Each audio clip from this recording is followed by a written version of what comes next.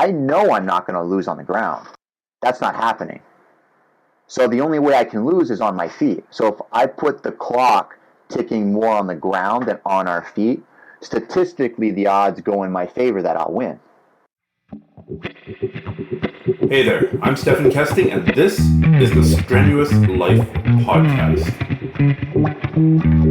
Well, hello, ladies and gentlemen. Today I've got a real treat for you. I've got Travis Stevens. Travis is a double black belt. He's a black belt in Judo, black belt in Brazilian Jiu-Jitsu.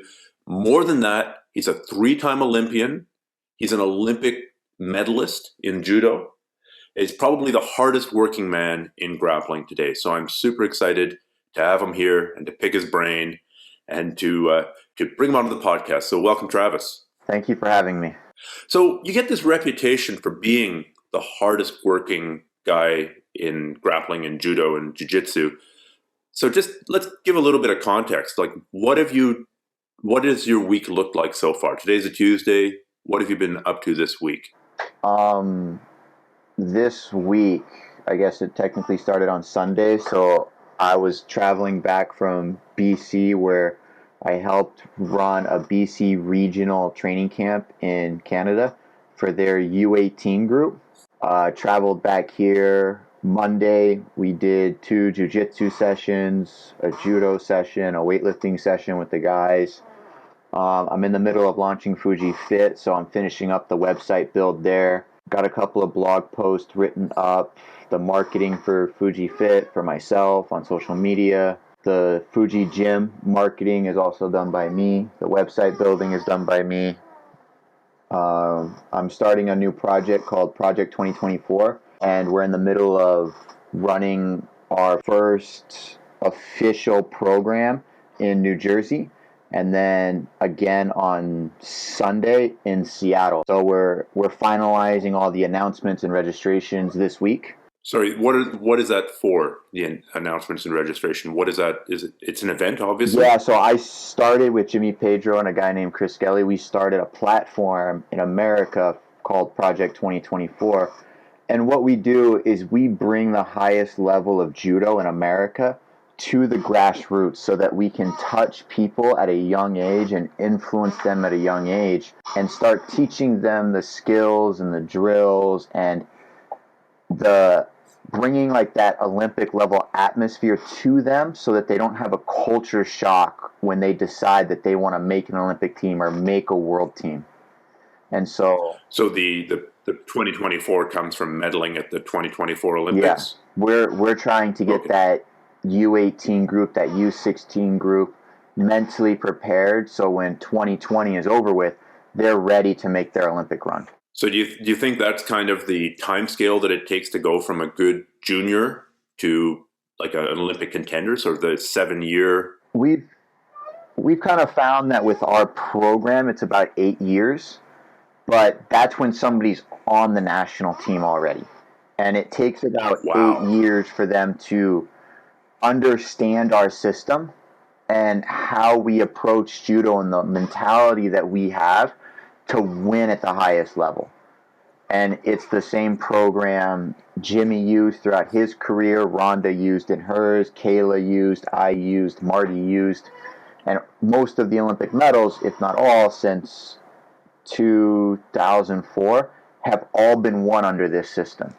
But it's not a system that has been adopted by the United States Judo Association. So what we did is we did it on our own, and we're going to build our own platform for these people to start understanding our way of thinking and how we win at international levels. And we want to try to touch the younger age groups to start. That way, hopefully, we can get that 8-year time slot down to 5 or 6. Well, if you have the time, let's get really granular and talk about kind of the existing programs and how they take people through their development, and then talk about your program and how, what is it specifically? What are you doing? And what is the progression and an idea of the drills? Obviously, we can't talk about all of them. But if we get really specific, I think people find that really interesting. Yeah, so the system in place by American Judo, in my opinion, right? Like this is obviously up to debate if we had somebody else here to argue the other side of USA Judo, but I personally feel like when it comes to their development program, they let the home club coaches or the local coaches basically dictate how an athlete goes from junior, national, international to a world-class athlete. And that's, in my opinion, why American judo isn't on the forefront of world judo. Why we're not considered like France, we're not Germany, we're not Russia, we're not Japan. And people always use the excuse, well, it's not in our school systems, we don't have the funding, there's not enough athletes. And then, on the flip side, on my side, I say, well, you have one room in the entire country that all of the Olympic medalists have lived and trained at, with the exception of Marty Malloy, who lives and trains in California. So if you have one room... Is that Jimmy Pedro's room? Yeah, in Boston. If you have one room that has less resources than France, than Russia, than Japan as a nation, but can produce athletes to compete and win against those countries, there's something to be said about how we develop athletes to win internationally. And the system that we have in place is based around a few things. You have to be in good shape, you have to understand gripping, and you have to do newaza, which is the ground fighting. And we built a system, well, Jimmy's father and Jimmy built a system around those three things. And those three things are what we're trying to instill in the younger generation, because if we can instill those three things, it'll teach them how to win. Winning's not something that happens by accident. It's a learned trait. Accepting that you can win and accepting the responsibilities of winning is hard for people to do. You see a lot of people set themselves up for failure. And it's hard to do because it's how American judo has survived over the last 30 years. It's just this breeding ground of we're happy with where we are, and every once in a while you get an outlier that makes it. It just so happens that the outliers come from basically the same room. And I put Marty in that same room because in 2006, I believe it might have been 2007, Jimmy came up with an under 23 program that he run that Marty, myself, and Kayla were all a part of. So Jimmy was training and helping Marty when she was traveling overseas and touching Marty at all the international camps that she would attend and all of the national camps that she would be at. So he had a big impact on her performance over her career. Now, did she live here and train here? No. But Jimmy, in my opinion, was still able to instill some of those philosophies into her style of judo, which helped her succeed.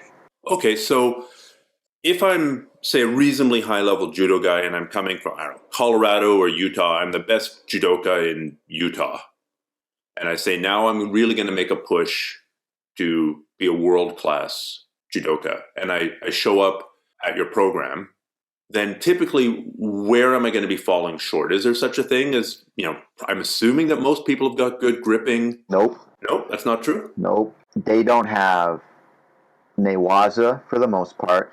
They don't understand how to transition, or their home clubs don't allow them to transition. So you mean transition from the feet to the ground? Yeah, most judo clubs in America don't allow you to do newaza while you're practicing standing.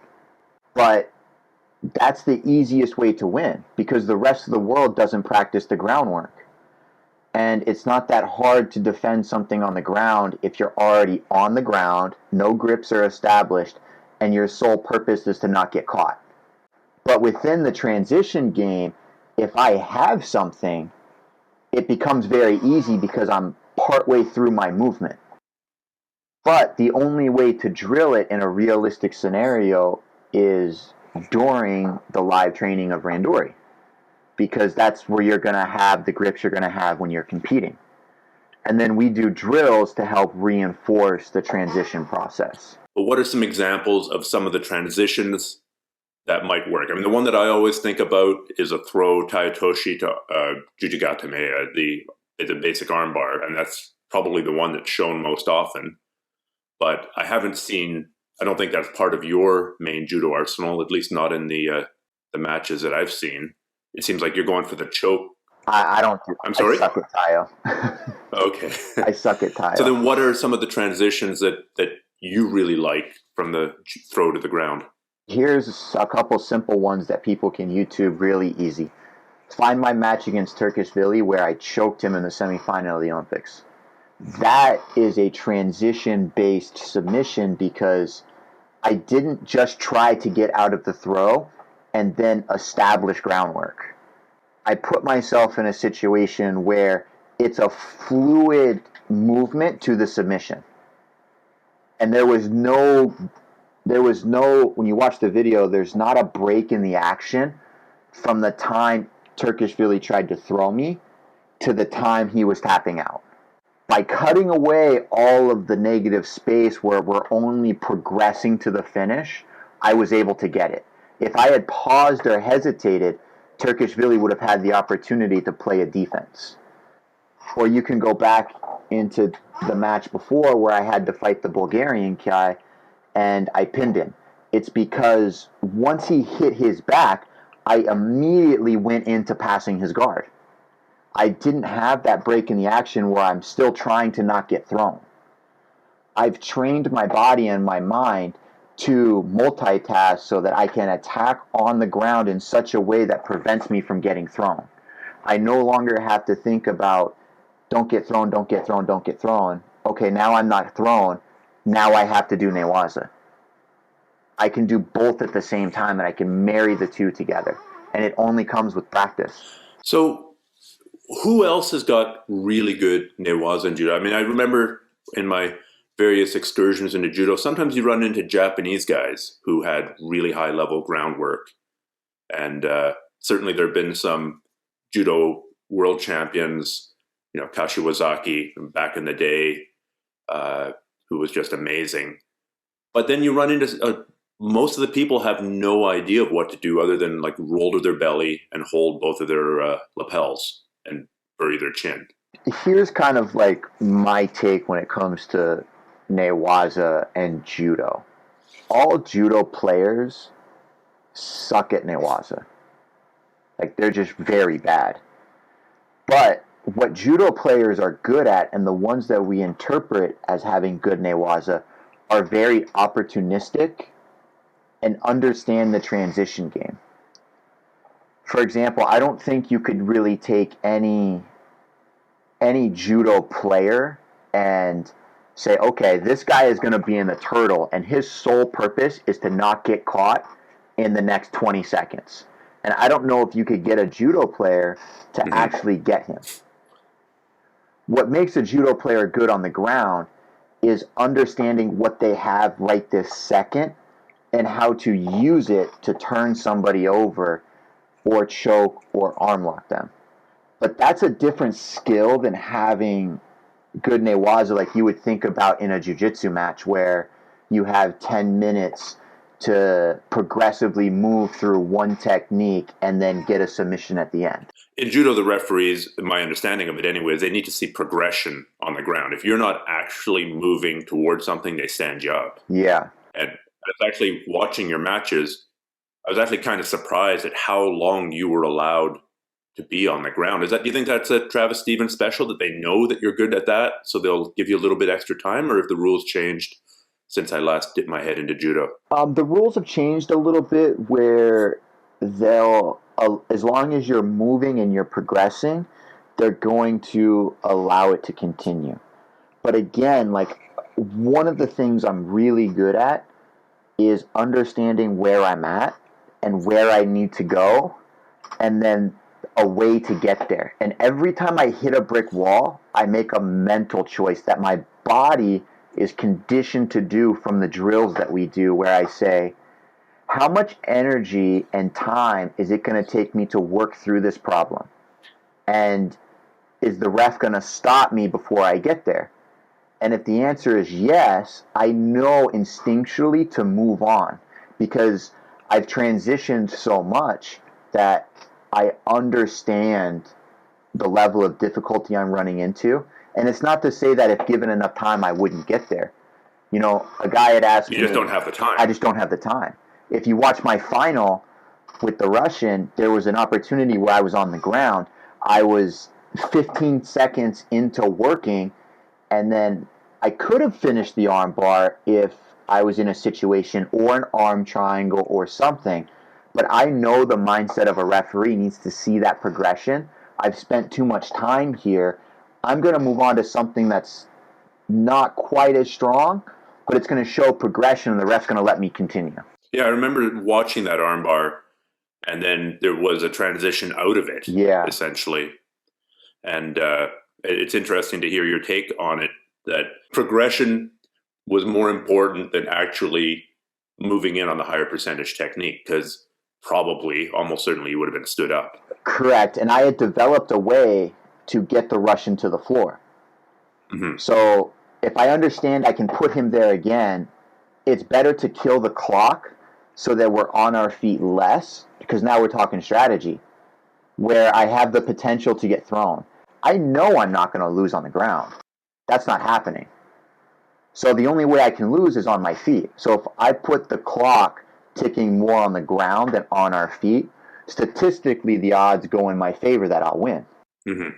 And that's all I'm doing in that scenario is playing the game and the numbers in my head that my body's conditioned to do through the drills. Do you think it's also wearing your opponent down, or how much energy are you spending doing the aggressive transitions on the ground versus him doing the defensive / stalling? I expend almost no energy because that's that. How much am I going to put in and what am I going to get out of it? And I tell all of my athletes that train here, when you transition, your sole goal is to move them. And then if you move them and you happen to land in a position that you can expose to eventually get them, take it. But if not, understand that you just knocking them off their base is winning, because a judo player is instinctually going to fight back to his stomach. It takes a very skilled ground person to get knocked off of their turtle or off of their base and feel comfortable. And judo players don't have that. So the more I call it rocking the ship, like knock them around and move them, I know they're expelling energy because they don't train these types of situations at home. That's controlled training for them. They're not doing it from, I just put all my energy into throwing my opponent, I landed on my face, and now he's trying to get me. Most clubs at home do okay, I'm going to try to throw him on my face, and then we're going to go do a whole nother drill where the partner's going to start on all fours. Like that anxiety of missing the throw and then allowing him to breathe deeply and recover is never trained. Mm-hmm. So I can expose that weakness.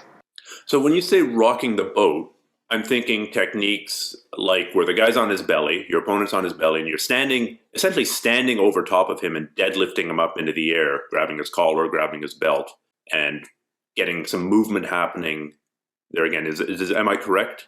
That would be one way to do it, but that would be a very energy cost way of doing it, where it's going to take a lot of energy to move him. Think about it more like if he's laying on his stomach, right? And my belly and my chest is flat to his back. Stay attached to him and try to put your own back on the floor.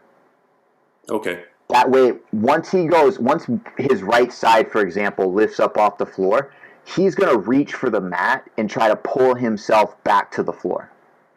And that's when the openings start happening, where you can grab a wrist, you can grab a collar, you can start pummeling and hand fighting inside that guy's chest, causing him to work. Okay. Now, you've said, if I remember correctly, that the techniques you use in judo would never work in jiu-jitsu. What I do in jiu-jitsu, I never do in judo, and what I do in judo, I never do in BJJ. Not because it doesn't work, but because the way you win internationally at judo is you play a game based on the rules. For example, when it comes to who's a better grappler, the judo player or the jiu-jitsu player, well, it depends on the rule set. Because if a BJJ guy has to take down a judo guy and he can't grab the legs, but he has to grab the gi, he's going to lose. Mm-hmm. He's either going to get penalized out for gripping too much, for stalling, or for walking out of bounds. All things that are legal in jiu-jitsu. But if you put a judo guy in a jiu-jitsu match where he's allowed to sit and turtle and that's his way of getting out, he actually has no skill set to get out, the things you do are different. Mm-hmm. So my judo game exposes how a judo player reacts to the things I do. And my jiu-jitsu game is based on how a jiu-jitsu player reacts to the things I do. Like, I know if I grab or make a movement against a jiu-jitsu player, there's a high likelihood of him reacting in a certain way. Mm-hmm. And therefore I can expose it. Like, I know where he's going to go. But if I did that same thing to a judo player, he's not going to react that way. Like, sometimes the hardest people to fight are very strong colored belts in judo. Because for me to get my judo to work, I almost need the reactions of a skilled player. Like, I'm expecting him to move in a certain way. And if he doesn't do it, my timing's a little off.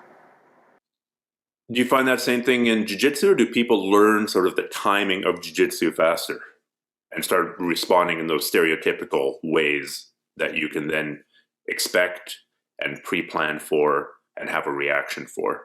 People tend to get better at jiu-jitsu just because there's less stake on the reaction and more of just how my body is related to yours. For example, when it comes to judo, the rules actually dictate that if you don't try to throw your opponent in 40 seconds, you're going to get called for stalling.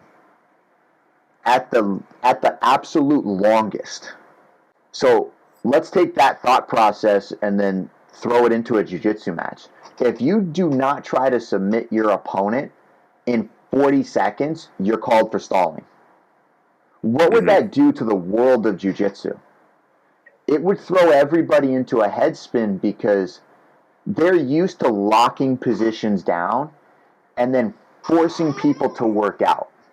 And then when they work out, now they can gain ground and advantages. But if a person never works out, you tend to see a lot of stalling where people don't know what to do. Mm-hmm. And in judo, we don't have that luxury. Like, I can't grab somebody's sleeve, grab somebody's neck, and if he's slightly bent over, go, well, I'm just going to wait for him to stand back up. One of two things is going to happen before that. He's either going to get a penalty for stalling, or you're going to get a penalty for holding his head down in a position that he cannot be offensive.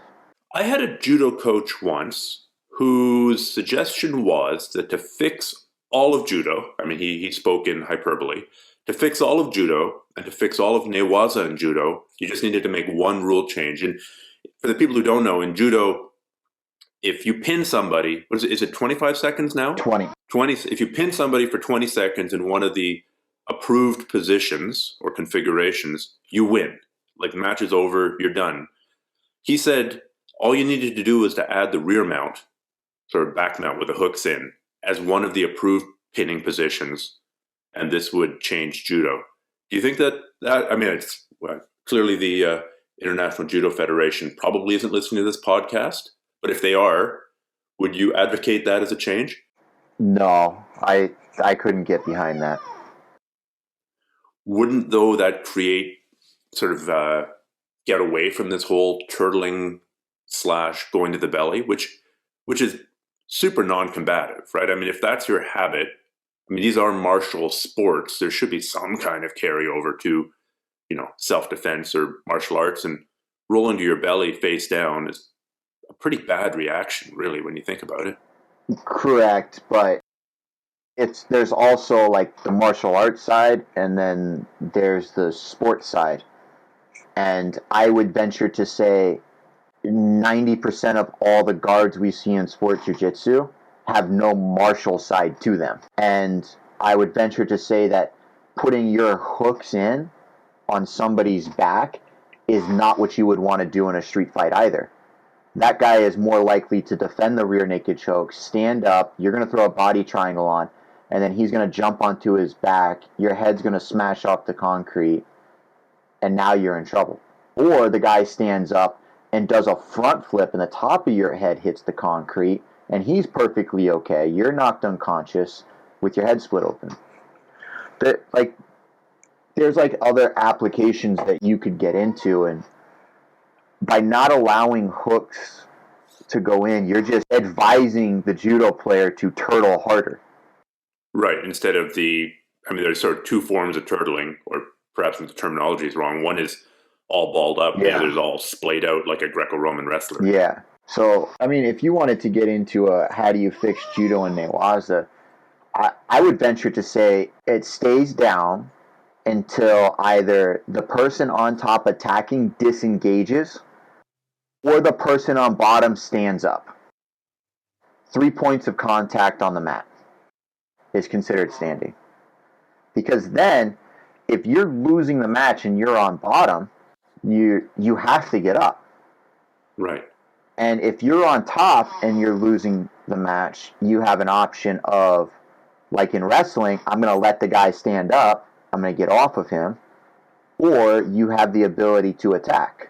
God, that would change the incentive for the guy on the bottom so much. Yeah. The amount of energy that they would expend trying to get back to their feet would be insane. Yeah.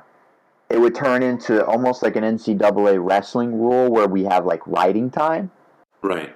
But without the time, obviously. Because judo players are strong. If you were to hop on my back, I could get to 3 points of contact fairly simple. But in doing it, I would have to expose something. I would have to expose an arm for you to jump onto, or my neck by putting both my hands on the floor, like you saw Turkish Billy do in the semis of the Olympics.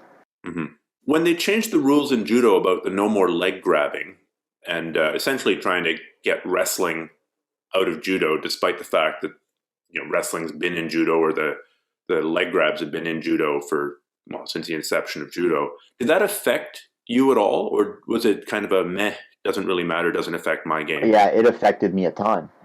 The only way I ever beat a left-handed fighter was with a leg grab, because their lead leg is closest to me. So that was the easiest route to beating them. I just grabbed it, did a fireman's or did a big pickup. I was all set. Once they took it away, I actually had no offensive stand-up Japanese-style judo. The ones I did have... How did you solve that? I had to learn it. Okay. How far were you in your career at this point? I was already into an Olympic team. Oh, good Lord. Yeah, that rule didn't come until 2010. It's kind of late in the game to say, okay, good for you for having half of a judo game. Now you need another half. Yep. Well, maybe you could just quickly explain to people, because I think people realize that in boxing, southpaws are a big deal. And that if you're fighting left side forward and all of a sudden you run into a guy who's fighting right side forward, that a lot of adjustments need to be made. But I don't think people realize the whole righty versus lefty divide in judo. So could you just maybe spell it out for people, the consequences of left versus right, and the options available to you, and maybe even to start by describing what you mean by lefty versus righty. So a left-handed fighter is a fighter who starts with his left foot forward and leads with his left hand to grab the gi. A right-handed fighter is somebody who leads with his right foot forward and, in theory, leads with his right hand. But in a left versus right scenario, the fight is completely mirrored, meaning everything you do is 50-50. And then the winning and losing of the gripping exchanges and the foot position and the head placements is that much more important because you guys have to turn in the same directions to play offense and defense. And one of the big problems with that for right-handed players such as myself is right-handed players are always worse at fighting lefties than righties. Mm-hmm. So, for example, for lefties, are always more comfortable fighting righties. Everybody, just because there's more of them. So every lefty hates fighting a lefty. Every fighter in the world hates fighting left-handed players, including lefties, because there's not that many of them. They're awkward. And the things you can do left on right on that opposite side is far fewer than you can do on same side. And lefties find lefties awkward because they don't run into them that often. Is it possible to develop a left-handed fighter, to take somebody who's, I don't know, been doing judo 2-3 years and say, look, you're a good righty, but we're just going to change everything now and make you a lefty? Is that even possible? I don't think so.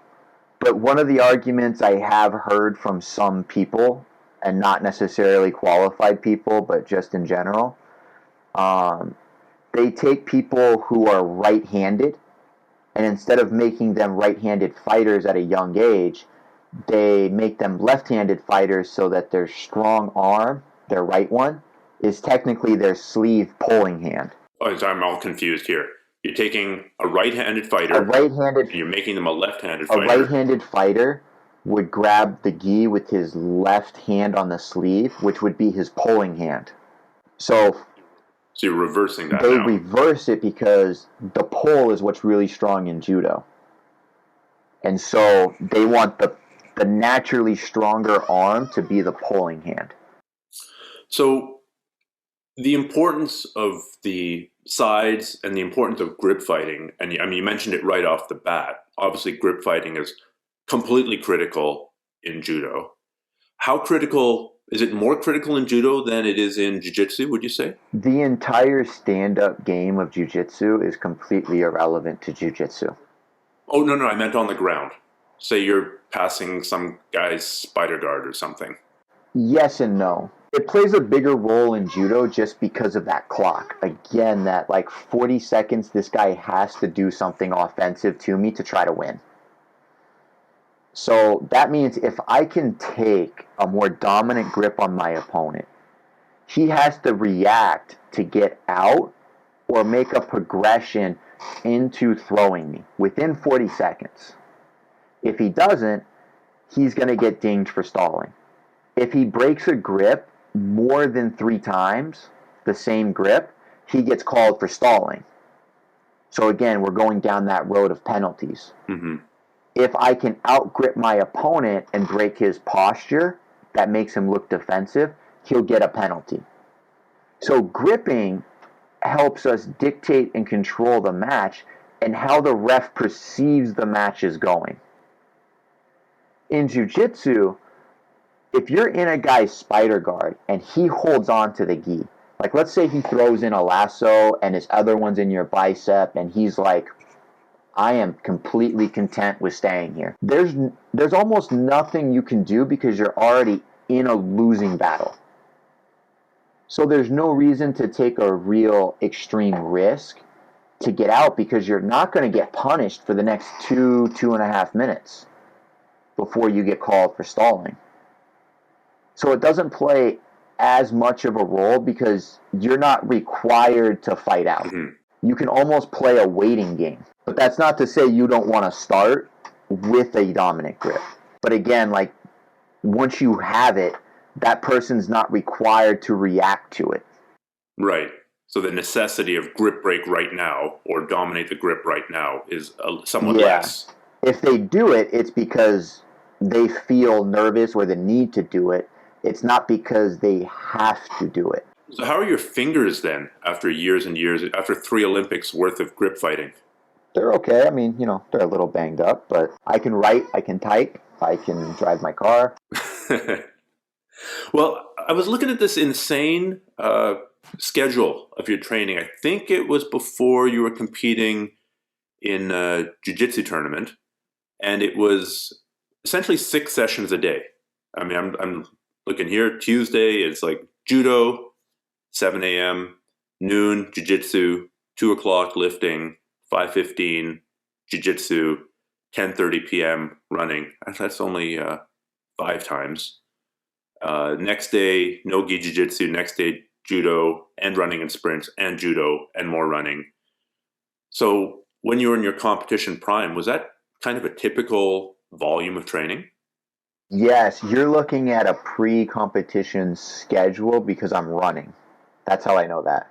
Because I'm Right. trying to get my weight down. So I'm getting used to the pounding of my body when I have to go cut weight so it's not a total system shock. But my daily schedule is pretty much the same. I used to wake up in the morning. I'd be in the gym by 7, 8 a.m. I'd do judo at 10 to 11:30. I'd do jiu-jitsu from 12 to 1:30. I would go have lunch. I would come back. I would do judo from 6 to 7:30. And then I would go from 7:30 to 8:30 or 9 and do jiu-jitsu after judo.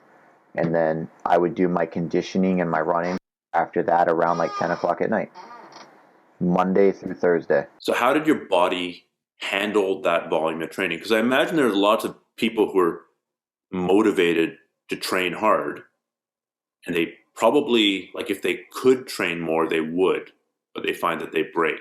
Or would you just argue that they're just not sufficiently motivated to train? I have two schools of thought on that, and both are applicable. So what people don't understand is when I'm doing a schedule like that, I am not the guy getting beat up every day. Like I'm not the purple belt or the brown belt training with world-class black belts getting throttled at every practice. Like you could probably count the number of times on one hand I get thrown in a year inside the club here. And then you could probably do the same things in jiu-jitsu for like the number of times I get caught in a submission by anybody in this area. And that's not because they're bad, that's just how I work out. So a lot of times when you see a schedule like that, it's because I need to have the volume because the quality is not there. So if you were training in France or the Kodokan, Kodokan's a terrible example because their judo's not that good. all right. Tokai University. We'll go Tokai Right, University. That's somewhere where I trained a lot. Tokai Yeah. University. Okay. So you might be going against people your size, your skill level, Yep. more or less. And so you might be actually doing less training in that 100%. environment just to give more. I would lift in the morning. I would do the 3-hour judo session, which is technically 2 at home because they train for so long. And then that's it for the day. Okay. Because when I'm there, I have one goal in mind, and that's getting better at judo, which means that's where my energy and my focus is. I don't have anything else. So when I'm mentally engaged into those practices and physically engaged into those practices, there's no activity I could do outside of it. Like, I don't know if I could do a word search puzzle because my mind can't handle it. You're just that maxed physically and mentally. And mentally, because to solve that many problems, that many equations that quickly, my mind is going so fast that when I'm done, I have to shut my mind off. Mm-hmm. If I'm gonna do it at that high level again the next day. Because again, I'm not aimlessly just working out. I'm doing every action specifically with a goal and an intent, and studying it and breaking it down and testing it and trying it again, all within the same 30, 40 seconds of every round. Mm-hmm. It just gets repeated over and over and over and over again. Yeah, it's interesting that you talk about the mental strain of this, because I think that's a component that's often missed when people talk about sort of overtraining or the load. They miss the neurological load, and they talk about just the physiological load on the body of hard training. And honestly, most people don't understand what a physiological load represents. And they think they've reached their limit, and they don't know what their limit is.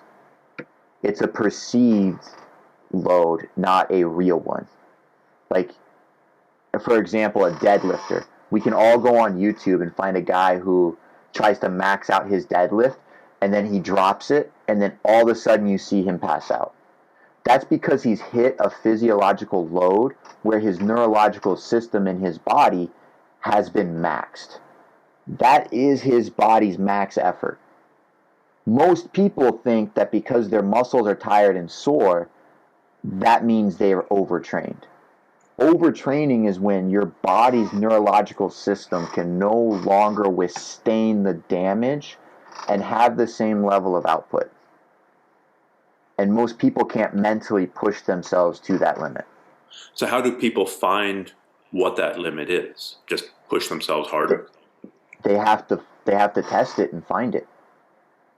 And sometimes I accidentally hit mine when I'm not supposed to.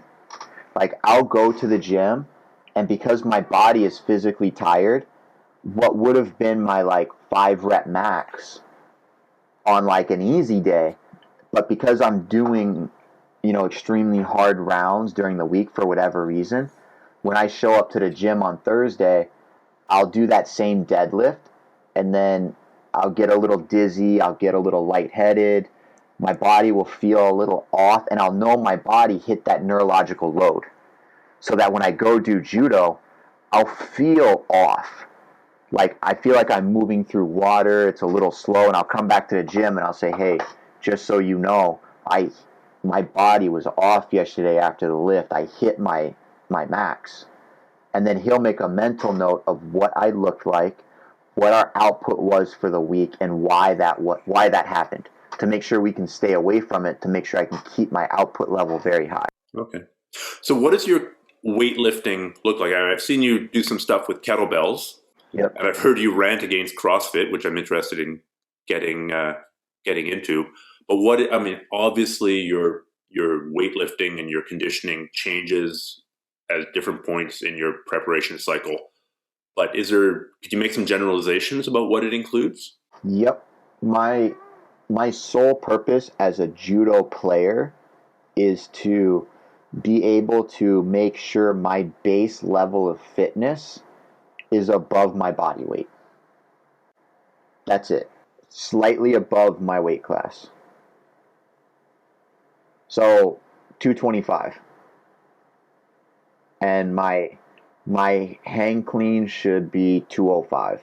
My bench should be 225. My pull-up should be half my body weight. So what do you mean your pull-up should be half your body weight? You should be able to do a pull-up with an additional half your body weight attached to you? Yes. That's a lot of weight. But it's really not. I mean, when you look at what I do for a living, where my sole purpose is pulling and throwing, to do it one time, I'm not asking a lot of my body. Like, I tell all the kids here, I go, if you guys can't hang clean, hold the weight in your hands at your waist and then pick it up to your shoulders, you can't effectively do judo. Because if I can stand in front of you and you can't pop your hips with enough power to get me up off the floor, aggressively get me up off the floor, how do you expect to do it while I'm resisting you? There's no technique in the world that's going to help you if my feet never leave the floor. Right. So my base level has to be my body weight for a hang clean. Because you're going to be fighting other people at your body weight. At your body weight. And if you can't get that up comfortably, then we can't even talk about your technical aspect of judo, because you can't physically perform the act of judo correctly. Now, are you talking, just to dig a little deeper here, a hang clean when you're reasonably fresh and reasonably rested, or a hang clean in the CrossFit sense of you're sprinting 800 meters and you're doing a bunch of box jumps and now you're doing a hang clean? I'm saying if me and you are sitting at a Starbucks and you said, hey, there's a platform right there, let's go do some hang cleans, I should be able to, with no warm up, no ifs, ands, or buts, put 185 on the bar and hang clean it at least once. Okay. So then what are some other kind of benchmarks that you would expect for a national level? You know, somebody who's got a reasonable chance of winning the nationals and maybe making the Olympic team. So we've got our hang clean benchmark. We've got our pull up with half body weight. Is there a sprint time? Is there a... I don't believe in running. Okay. So we stay away from running. A kettlebell get up, a Turkish get up with half your body weight. So for me, like right now, I could just grab a 40-kilo kettlebell and do a get up. Right. Not even breaking a sweat. Right. I would expect a sled push with double your body weight, at least 10 yards, pushing and pulling. And these are things you should be able to do just as like you're walking through the store. Okay. These aren't things like you have to prepare for. It's your baseline level of strength. Meaning it should never go away. Like I just shot a video for my blog just the other day where I haven't picked up a weight in a year. And then I went into the gym and hang cleaned 185 for 3, benched 185 for 3, deadlifted 185 for 3, and did a Turkish get up with 40 kilos. It doesn't go away because I did it consistently for so long that now mentally I know it's easy. Mm-hmm. There's obviously like physical limitations that go into it, but that's a different ballgame. I don't want to let you off the chat here without talking about your jiu-jitsu training as well. And I mean, I think you started jiu-jitsu with Dave Camarillo. Is that correct? Started jiu-jitsu is a strong sense of the word. Okay. I trained with Dave. So when I met Dave, I was living in California and I wasn't getting the physical workouts I needed at San Jose State. So for judo, one of the guys did jiu-jitsu and he was pretty good on the ground.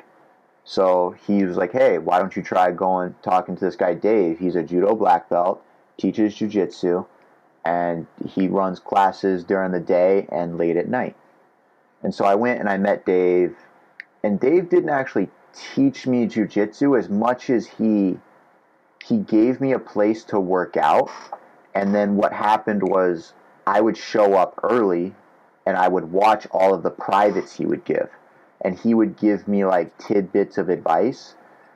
But basically, he like threw me into the fire and then kind of let me thrive inside of it. Mm-hmm. Because I'm kind of a natural athlete. Like I understood when I'm in danger because of where I was at with judo. Mm-hmm. But we didn't actually sit down and like study jiu-jitsu, which is why I think he never promoted me, because he understood that I was here to work out and this was an outlet for me. So then you ended up going to Hensel Gracie's and John Danaher's place as a white belt. And that was years later. Okay. Like I think I went to Dave's for like 8 months, and then I didn't do jiu-jitsu for 4 years after that, and then stumbled into Henzo's. Okay. Why did you go there? Henzo and Jimmy had a relationship with Fuji, and Jimmy's helped him with like his gi orders and business in Abu Dhabi and some other things. And I was in a crunch and I needed to be able to work out because I couldn't do judo at the time and the Olympic Games were a few months away. Is that when you'd injured your foot? Yeah. What was the foot injury, just for context? I had a Liz Frank fracture in my right foot. Oh, geez, I've had that as well. That's terrible. Yeah. So I figured, can't walk on my foot, but I could sit on my butt. Maybe I should go try jiu-jitsu. And he goes, oh, you should head to Henzo's. And I was like, okay. It's like, it's in New York City. It's probably one of the best places you could go. And Henzo was actually the only name I had associated to jiu-jitsu at the time, apart from Dave, to me, who was kind of a judo guy who did jiu-jitsu, which isn't really the case. That's just how I perceived it because I didn't know jiu-jitsu. Showed up, met Henzo. He okayed me training there, and then ended up in John's class. Met John, spoke to John, told him what I wanted, and it's then when I was like, I want you to teach me jiu-jitsu, not judo for jiu-jitsu. Like, I'm here to learn what it is you have to teach. I want to understand the cross-pollination here. I mean, you say that the judo techniques don't really work in jiu-jitsu, the jiu-jitsu techniques don't work in judo, but clearly at a certain level, it's just two human beings trying to impose their will and their strength and their attributes on each other. So there has to be cross-pollination. It has to be more useful to your game than, I don't know, going kiteboarding or something.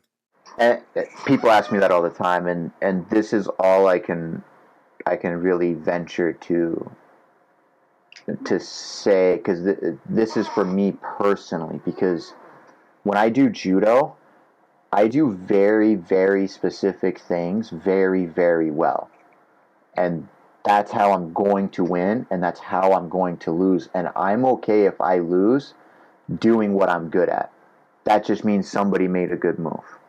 And what jiu-jitsu did for me was it put the fear of God into everyone I had to fight. Because once they found out I was a jiu-jitsu black belt, what happened was people had this interpretation of what that meant, and then they would venture to say or make excuses as to why they lost to me on the ground. Even though everything I do in judo is something I've learned at judo. Not because I went to a jiu-jitsu class and learned a trick and then got it at a judo practice. Mm-hmm. And when people had that fear of losing to me on the ground, and they accepted that if it went to the ground, there was a good chance they were going to lose, it made their ability to do stand-up that much harder, because every time they miss a throw is an opportunity for them to lose, because they have to hit the floor. Every time because you're going to be on I'm going to be on them. Every time I make them hit the floor, it's an opportunity for them to lose. So now we have a situation where their stand-up game has been limited as to when they can throw me.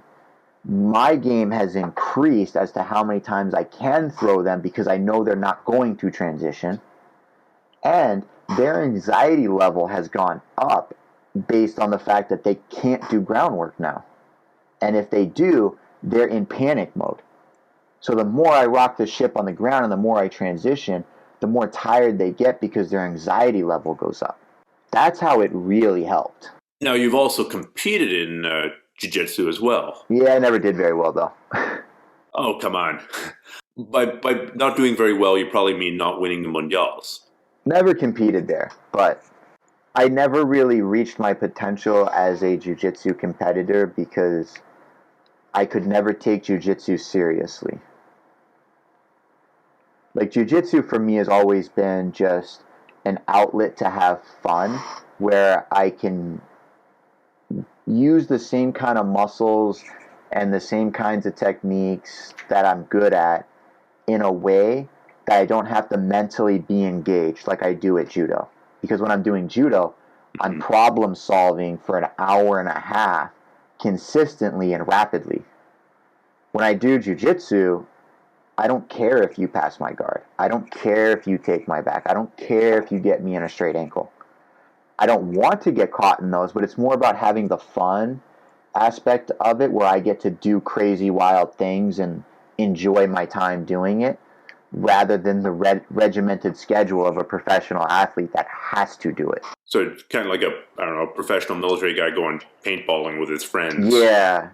Where the consequences of, getting shot are a lot lower. Yeah.